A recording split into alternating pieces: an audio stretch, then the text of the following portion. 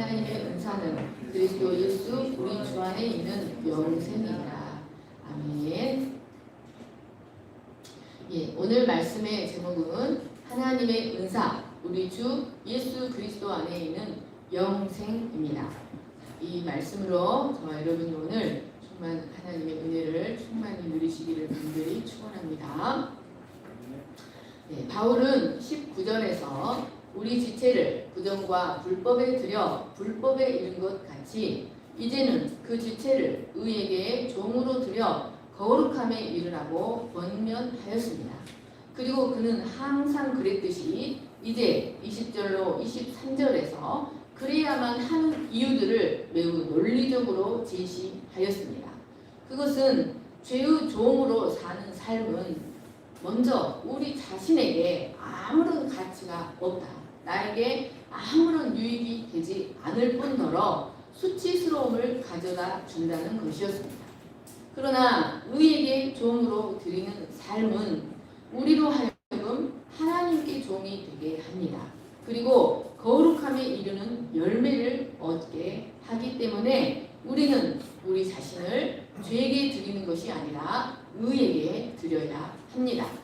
뿐만 아니라 결정적으로 각 인생이 다다를 종말이 너무나 다르기 때문입니다. 본래 이 6, 7장은 로마서에서 중추적 역할을 담당하는 6장, 7장은 5장의 논증에서 발생하는 두 가지의 난제를 부연 설명하기 위해 기록한 관호구적인 장들입니다. 그래서 그 논리 순서상 5장의 마지막 절은 바로 8장 1절로 넘어갑니다. 바울의 이심층의 복음은 두 종류의 사람들로부터 심각한 오해와 도전을 받았습니다. 먼저 무율법주의자, 율법 폐기론자들은 바울의 복음을 듣고 우리가 은혜를 더하게 하기 위하여 죄에 계속해서 거하자. 그리고 이제 법 아래 있지 아니하고 은혜 아래 있으니 자유롭게 죄를 지어도 된다고 주장하였습니다. 그리고 철저한 율법주의자들은 이와 반대로 바울이 오직 믿음으로만 의롭게 된다는 이 이심층의 매우 위험한 발언들을 하고 있다고 생각했습니다. 그들은 바울이 율법의 위대함과 영광을 훼손시키고 무법을 조장한다고 주장하였습니다. 그래서 바울은 6장에서는 율법 폐기론자들을 향해 우리가 은혜 아래 거한다고 하여서 왜 더 이상 죄에 거해서는 안 되는지를 논리적으로 증거하고 7장에서는 율법주의자들을 향해 율법의 참된 기능과 목적이 무엇인지를 증거합니다. 바로 이러한 논리적 구조 때문에 6장의 마지막 절은 5장의 마지막 절을 다시 반복하는 것이 될 수 있습니다. 그래서 이것은 그 내용이 비슷합니다. 5장 21절을 보십시오. 이는 죄가 사망 안에서 왕노릇한 것 같이 은혜도 또한 의로 말미암아 왕노릇하여 우리 주 예수 그리스도로 말미암아 영생에 이르게 하려 함이라. 6장 23절 죄의 싹은 사망이요 하나님의 은사는 그리스도 예수 우리 주 안에 있는 영생이니라. 이 6장의 마지막 9절과 5장의 마지막 9절이 동일하다는 것은 이제 한 부분 율법 폐기론자들을 향한 논증이 끝나고 이제 새로운 논증이 시작될 것이라는 사실을 암시하고 있습니다. 여러분, 이처럼 바울은 복음의 원리를 풀어나감에 있어서 마치 정교한 교향곡을 작곡하는 베토벤처럼 또는 한편의 밀도 깊은 대하 드라마와 같은 문학 작품을 만들어가는 섹스피어처럼 복음을 매우 조직적으로 질서 있고 정교하게 풀어나가고 있는 것을 볼 수 있습니다. 그런 차원에서 이 23절 말씀 죄의 싹은 사망이요 하나님의 은사는 우리 주 예수 그리스도 안에 있는 영생이니라. 이 말씀은 해괴한 주장을 하는 율법 폐기론자들을 향한 논증을 정리하는 마지막 구절로 가장 어울리는 구절이라고 할 수가 있겠습니다. 뿐만 아니라 동시에 이 말씀은 복음에 대하여 매우 간략하면서도 명료하게 정리하는 하나의 위대한 명제라고도 할 수 있습니다. 여러분, 바울은 얼마나 뛰어난지 이렇게 그 오묘하고 방대한 복음을 한 절로 한 절로 간략하게 요약하고 정리하는 것을 매우 좋아합니다. 그는 이렇게 방대한 복음을 한 절로 선명하게 요약하는 것에 탁월한 능력을 갖고 있음을 볼 수 있습니다. 그것은 그가 복음을 정확하게 분명하게 이해했기 때문이었습니다. 사랑하는 여러분, 우리도 복음을 정확하게 이해하고 명료하게 전할 수 있는 자들이 되어야 합니다. 그런데 그가 요약한 그 한 절 한 절, 복음을 명료하게 요약하고 정리한 그 한 절 한 절들이 우리의 마음에 메아리들을 일으키는 큰 울림이 된다는 사실입니다. 그러면 이 23절의 명제는 우리 마음에 어떤 메아리를 울려줍니까? 첫째로 이 세상에 살고 있는 모든 인간에게는 오직 영적으로는 두 가지 길밖에 없다는 사실을 가르쳐줍니다. 이 세상의 모든 사람은 영적으로 반드시 모래 위에 집을 짓든지 반석 위에 집을 짓든지 둘 중에 하나입니다. 넓은 문으로 들어가든지 좁은 문으로 들어가든지 재물을 주인으로 섬기든지 하나님을 섬기든지 죄의 종으로 살든지 하나님의 종으로 살든지 오직 둘 중에 하나입니다. 사람들은 저마다의 각가지 조건과 크고 작은 차이들을 갖고 살아가지만 그러한 차이나 조건들은 영혼의 관점 그리고 영원의 관점에서 보면 아무런 의미가 없습니다. 영적으로 인간에게는 오직 두 가지 기준만이 있을 뿐입니다. 여러분, 하나님 앞에서 내가 어떤 사람인지, 하나님 앞에서 그가 어떤 사람인지를 결정하는 것은 오직 한 가지입니다. 그의 주인이 누구인가? 그가 누구의 뜻을 받고 사는가? 이것이 하나님 앞에 그가 어떤 사람인지를 결정합니다. 그러므로 우리 모든 사람이 자신에 대하여 진정으로 물어야 하는 유일한 질문은 나의 주인은 누구인가? 나는 누구의 통치를 받고 있으며 누구의 뜻을 받들며 살아가는가 하는 것입니다. 이것은 우리의 영적 투쟁, 믿음의 싸움에서도 가장 중요한 관건입니다. 사람이 아무리 인격적으로 훌륭해 보인다 할지라도 그가 하나님의 뚫로스로서 그의 하나님의 절대 주권에 복종하는 삶을 살지 않는다면 그는 단지 하나님 앞에서는 죄와 사탄의 노예일 뿐입니다. 그리고 그가 주장하는 모든 의들도 그냥 더러운 옷에 불과합니다. 여러분, 우리는 오직 하나님 앞에서 내가 죄의 종으로 살았는가 하나님의 종으로 살았는가, 내가 주인이 되어 살았는가 하나님이 주인이 되는 삶을 살았는가, 이 한 가지로 판단을 받을 것입니다. 두 번째로 이 23절 말씀은 이 두 노선, 두 영역, 이 두 길의 본질과 특성과 열매가 너무 다르다는 사실을 우리에게 가르쳐주고 있습니다. 바울은 이 사실을 6장 전체를 통해서 반복해서 증거했습니다. 여러분, 한쪽은 하나님의 아들 안에 들어있는 영적인 생명, 거룩한 생명을 받았습니다. 그리고 한쪽은 죄와 허물로 하나님 앞에서 죽었다고 여겨지는 아담의 생명을 갖고 살아갑니다. 여러분, 이 생명은 그 생명을 가진 자에게 은사를 주고 이 생명은 그 생명을 가진 자에게 싹스를 줍니다. 이렇게 두 생명은 역사하는 원리나 방법이나 열매에 있어서 서로 너무나 다릅니다. 이 두 생명은 서로 겹치는 스펙트럼이 눈꽃만큼도 없습니다. 바울이 여기서 죄가 주는 것을 싹싹 옵소니언, 싹시라고 하는 이유가 무엇입니까? 이 옵소니온은 당시 로마 제국 내의 군인들과 노예들에게 그 수고의 대가로 지급되는 식량이나 기름 또는 생계 수단 같은 보수들을 가리키는 말이었습니다. 그래서 옵소니언은 보수, 배급, 배당이라는 뜻이 있습니다. 그러니까 싹실한 수고와 섬김의 대가로 응당 받는 보수였던 것입니다.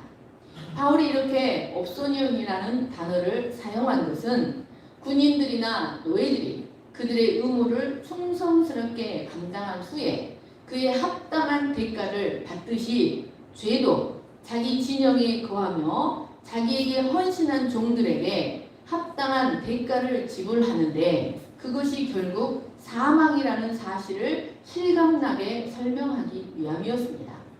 그러니까 죄라는 주인은 그 노예들로 하여금 죄를 짓도록 열심히 부추기는데 그것에 대한 대가는 자기 자신이 모두 받게 한다는 것입니다. 그러니까 죄에게 책임을 돌릴 수도 없고 죄는 인간으로 하여금 죄를 짓도록 부추기지만 그것에 대한 책임은 모두 자기 자신이 감당한다는 것입니다. 죄는 결국 그 종들로 하여금 자기가 행한 만큼의 대가를 받게 하는 비열한 주인인 것입니다. 그런데 여기서 죄에 노예된 자들에게 각각 주어지는 배당의 값을 결정하는 이가 있습니다. 바로 율법입니다. 각 사람의 죄에 대한 삭은 율법이 결정합니다. 율법은 인간의 죄악된 삶의 결과로 얻어지는 대가가 사망이라는 사실을 그 자신의 책에 아주 명백하게 설정해 놓았습니다. 히브리서 2장 2절을 보십시오. 천사들을 통하여 하신 말씀이 견고하게 되어 모든 범죄함과 순종하지 아니함이 공정한 보응을 받았거든. 여기 천사들을 통하여 하신 말씀이란 바로 천사들을 통해 모세에게 중계되어 이스라엘에게 전해진 율법을 가리킵니다. 이 율법은 모든 범죄와 불순종마다 공변된 공정한 보응을 받는다고 기록하고 있습니다. 즉 율법은 죄를 짓는 영혼은 반드시 죽으리라고 천명하고 있는 것입니다. 우리는 율법의 이러한 냉혹한 결정에 의하여 사망과 저주라는 합당한 싹과 배급을 받습니다. 이것이 바로 죄 아래 사는 자의 삶에 시종일관 역사하는 삶의 원리, 죄의 폭정입니다. 그러나 하나님을 주인으로 섬기는 자들에게 하나님은 대가가 아니라 은사를 주십니다. 당시의 황제의 생일이나 등극일 또는 어떤 기념일이 되면 군인이나 관료들에게 특별한 선물을 하사했습니다. 이것들은 노동의 대가로 받는 것이 아니라 값없이 거저 주어지는 은사였습니다. 그러니까 은사는 수고로 벌어들이는 공변된 보응이 아니라 받을 자격이 전혀 없는 자에게 하나님의 선하심과 은혜의 결과로 베풀어지는 선물, 자비인 것입니다.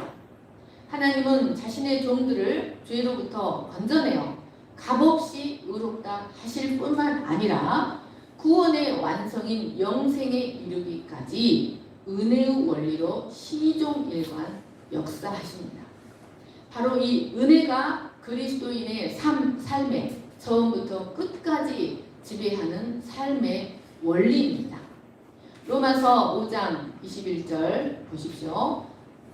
이는 죄가 사망 안에서 왕노릇한 것 같이 은혜도 또한 의로 말미암아 왕노릇하여 우리 주 예수 그리스도로 말미암아 영생에 이르게 하려 함이라. 여러분, 우리 주님이 은혜로 역사하지 않으면 우리의 구원의 종착점, 우리의 구원의 결국 영생에 결코 이룰 수가 없습니다. 로마서 1장 16, 17절을 보십시오. 내가 복음을 부끄러워하지 아니하노니 이 복음은 모든 믿는 자에게 구원을 주시는 하나님의 능력이 됨이라. 먼저는 유대인에게요 그리고 헬라인에게입니다. 복음에는 하나님의 의가 나타나서 믿음으로 믿음에 이르게 하나니 기록된 바 오직 의인은 믿음으로 말미암아 살리라 함과 같으니라. 여러분, 하나님은 모든 믿는 자에게, 자기 종된 자들에게 인간의 의를 요구하지 않으십니다. 하나님은 우리에게 자신의 의, 일방적으로 자신의 의를 우리에게 주시고 처음부터 끝까지 오직 믿음만을 요구하십니다. 우리는 우리의 칭의에서 영화에 이르기까지 우리의 구원이 어느 한순간도 자신의 노력에 의한 대가로 이루어져 가는 것이 아니라 하나님의 절대적인 은혜로 이루어져 간다는 사실을 알아야 합니다. 바울은 철저하게 율법주의자로 살다가 하나님의 강력한 은혜의 역사로 전향했습니다. 복음으로 전향한 사람이었습니다. 그는 이러한 복음의 원리를 깊이 깨닫고 그것을, 이 복음을 너무나 사랑하게 되었기 때문에 그 복음을 부끄러워하지 아니하고 이 복음을 전하는 일에 최선을 다했습니다. 여러분, 이렇게 두 노선의 삶은, 두 영역의 삶은 그 본질과 특성과 열매가 완전히 다릅니다. 한 길의 본질은 자신의 죄악된 행위대로 정죄와 사망과 흑암에 거하는 길이고, 한 길의 본질은 그리스도의 생명으로 말미암아 은혜와 영생과 빛의 길입니다. 세 번째로, 이 말씀은 두 노선은 철저하게 일관성을 갖고 초지일관 자기 노선을 벗어나지 않고 그 길을 가다가 마침내 그 최종 목적지에 도달하게 된다는 사실을 우리에게 가르쳐 줍니다. 여러분, 이 길들은 서로 겹치는 것이 없습니다. 기차를 타고 가다 보면은 서로 만나는 지점이 있어서, 이렇게 제가 광주에 도착을 하면 셔틀을 타고 송정에서 광주역까지 와요. 그래서 이제 3분 KTX를 타고 내리면 3분 만에 무궁화를 타야 돼요. 그럼 막 달린단 말이에요. 근데 무궁화가 가버려. 이게 늦게 와가지고, 그래가지고 이제 2,000원을 날리는 경우가 많아요. 그래서 어쩔 수 없이 이제 다시 그 지하철을 타고 이제 양동시장까지 오면 장로님이 저를 픽업해 가십니다.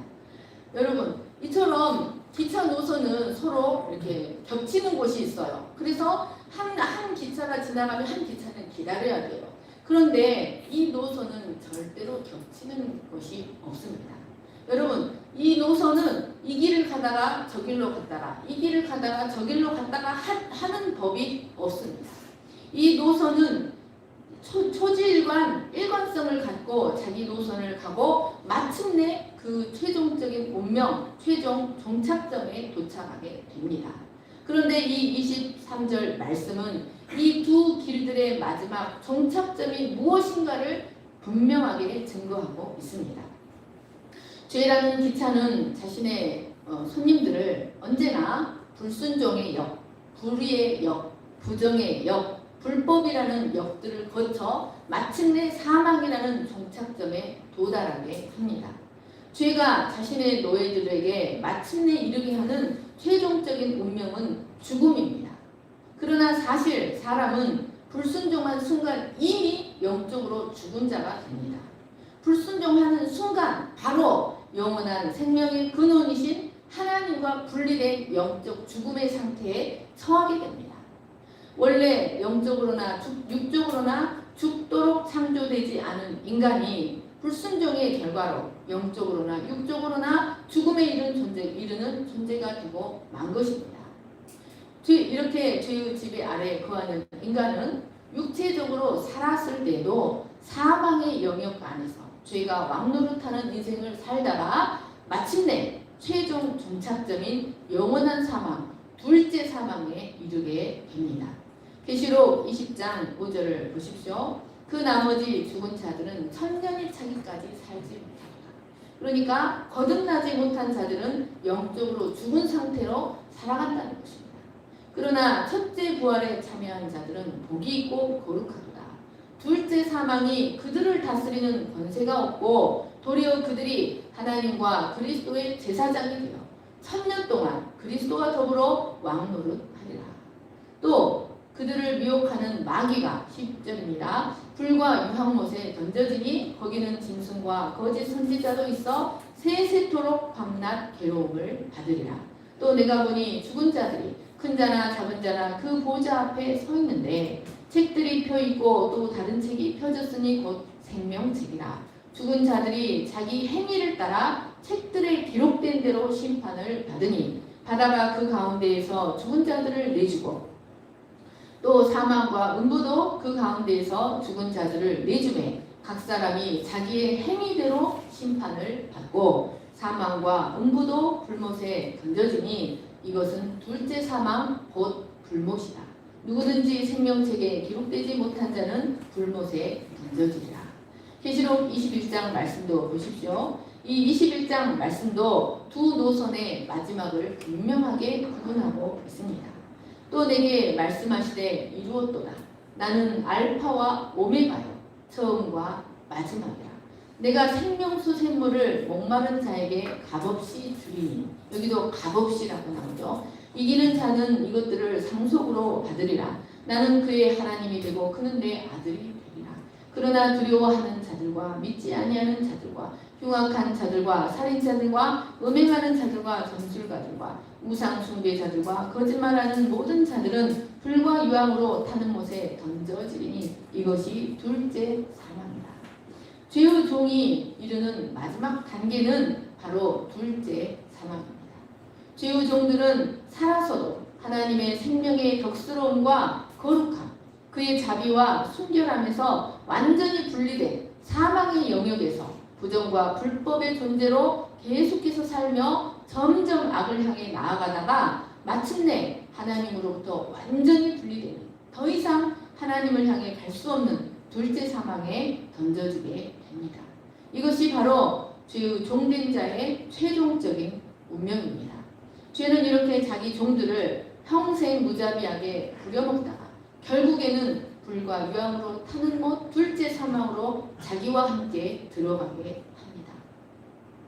그러나 은혜의 노선, 생명의 노선, 복음 아래서 우리는 먼저 순종의 종이 됩니다.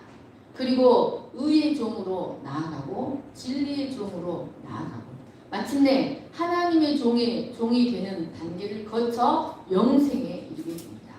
여러분, 영생이 무엇인지 우리는 정확히 알아야 합니다. 여러분, 그것은 단순히 영원토록 살게 되는 것만을 의미하지 않습니다. 그것은 사실 영생에 대한 가장 작은 의미일 뿐입니다. 여러분, 영생을 해석하신 우리 주님께서, 우리 예수님께서 영생을 무엇이라고 해석했는지 보시기 바랍니다. 요한복음 17장 3절입니다. 영생은 곧 유일하신 참 하나님과 그의 보내신 자 예수 그리스도를 아는 것입니다. 여러분, 이것이 바로 영생에 대한 우리 주님의 정의입니다. 그럼 여러분, 영생은 영원토록 살아있는 것이 아니라 참 하나님과 그의 보내신 자 예수 그리스도를 아는 것이 영생이랍니다. 여러분, 이게 무슨 뜻입니까? 여기 안다라는 단어는 여러분 오직 부부 사이에만 쓸 수 있는 단어입니다. 부부 사이에만 쓸 수 있는 단어를 쓰신 것입니다. 하나님과 그의 보내신 자 예수 그리스도를 아는 것, 그러니까 내 안에 그리스도가 살고 내가 그리스도 안에 사는 것, 하나님이 그리스도를 통해 보내신 성령으로 말미암아 하나님이 내 안에서 나를 살아내시는 신비로운 연합의 의미, 이것이 영생입니다. 이것이 참으로 살아있는 것이고 이것이 생명입니다. 여러분, 죄의 대가로 이것은 오직 그것을 경험한 자만이 알 수 있는 비밀인 것입니다. 이미 확 드러난, 확 까발려진 비밀인 것입니다. 죄의 대가로 오는 사망은 그를 알지 못하는 것입니다. 아무리 하나님이 내 앞에 있어도 알지 못하는 것입니다. 그러나 영생은 하나님을 알되 너무나 실제적이고 너무나 체험적으로 점점 더욱더 충만하게 알아가는 것입니다.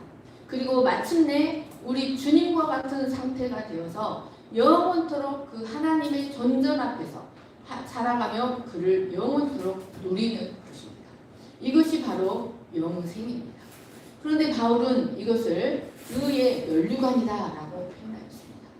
바울은 이 성경은 이 영생을 영광이라는 단어로도 표현하고 영화라는 단어로도 표현하고 의의 면류관이라는 단어로도 표현하고 있는 것입니다.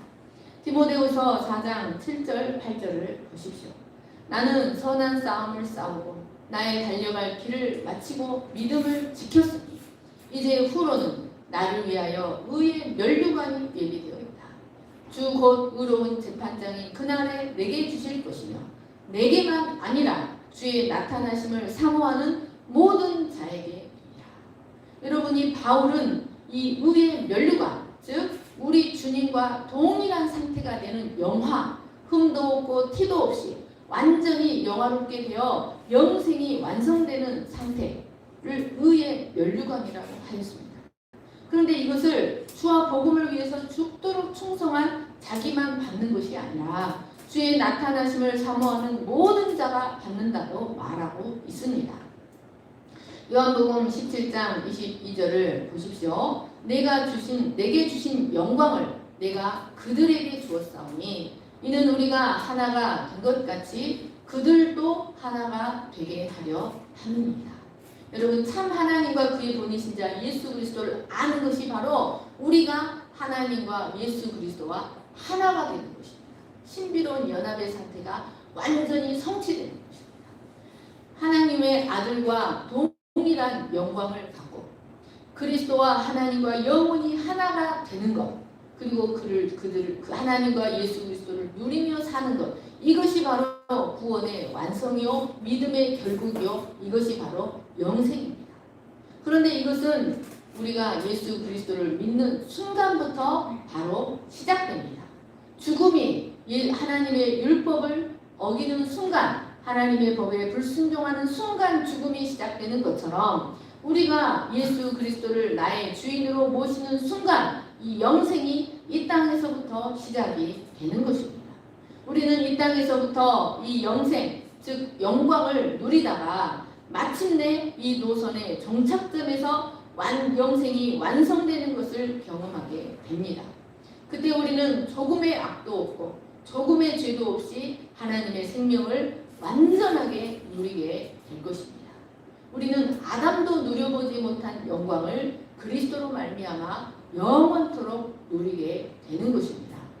베드로전서 1장 7절 9절입니다. 너희 믿음의 확실함은 불로 연단하여도 없어질 금보다 더 귀하여 예수 그리스도께서 나타나실 때 칭찬과 영광과 존귀를 얻게 할 것입니다. 예수를 너희가 보지 못하였으나 사랑하는도다. 이제도 보지 못하나 믿고 말할 수 없는 영광스러운 즐거움으로 기뻐하니 믿음의 결국 곧 영혼의 구원을 받으리라. 여러분, 믿음의 결국은 영혼의 구원, 즉 영생이 완성되는 것입니다. 내가 하나님으로 살고 하나님이 나로 살고 이것이 이 땅에서는 부분적으로 이루어졌던 것이 믿음의 결국, 이 믿음의 노선의 종착점에서는 이 연합이 완전하게 이루어져 의의 면류관을 받는 것, 완전하게 이루어져서 그를 완전하게 누리며 살아가게 되는 것입니다.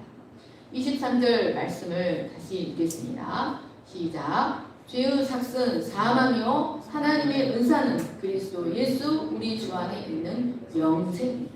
여러분, 바울은 언제나 복되신 그 이름 예수 그리스도 우리 주라는 말을 하지 않고는 자신의 논증을 끝내는 법이 없습니다.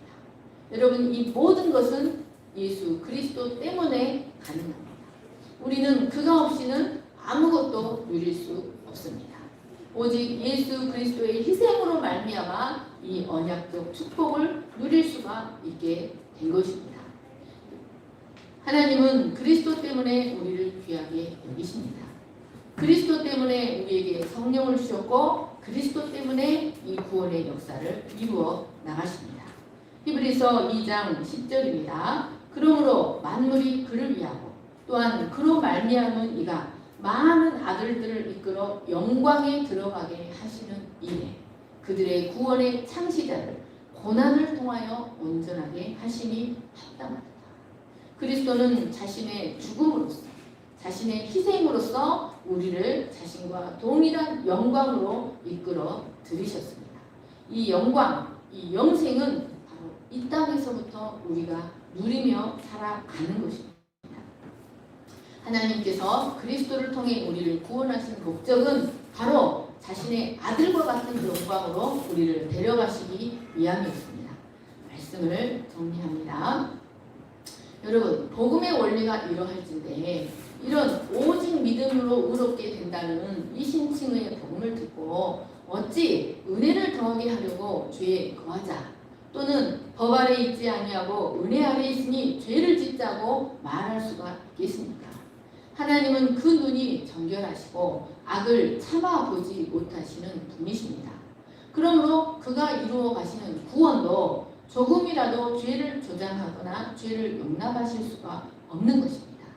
그가 우리의 구원을 위해 보내신 보엘, 우리의 구원자, 우리의 회복자이신 그리스도를 한번 생각해 보십시오. 그는 우리와 똑같이 시험을 받으셨지만 죄는 결코 없으신 분이십니다.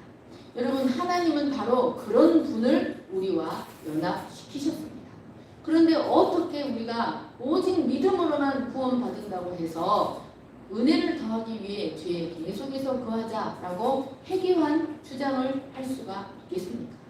그런데도 만약 그러니까 이런 복음의 원리를 듣고도 계속해서 고의적으로 부정과 불의와 열매 없는 삶을 살고자 고집한다면 그는 하나님의 종이 아닌 것입니다. 그는 유사품에 불과한 것입니다. 그는 죄의 종이요 사탄의 노예요 이 세상 신에 의하여 영적으로 눈이 먼 자라고 할 수밖에 없습니다. 그것은 하나님께서 우리를 위해 마련해 놓으신 영광의 길을 일부러 거절하고 의도적으로 죽음으로 인도하는 길을 선택하는 죽은 자, 죄와 허물로 죽은 자에 불과합니다.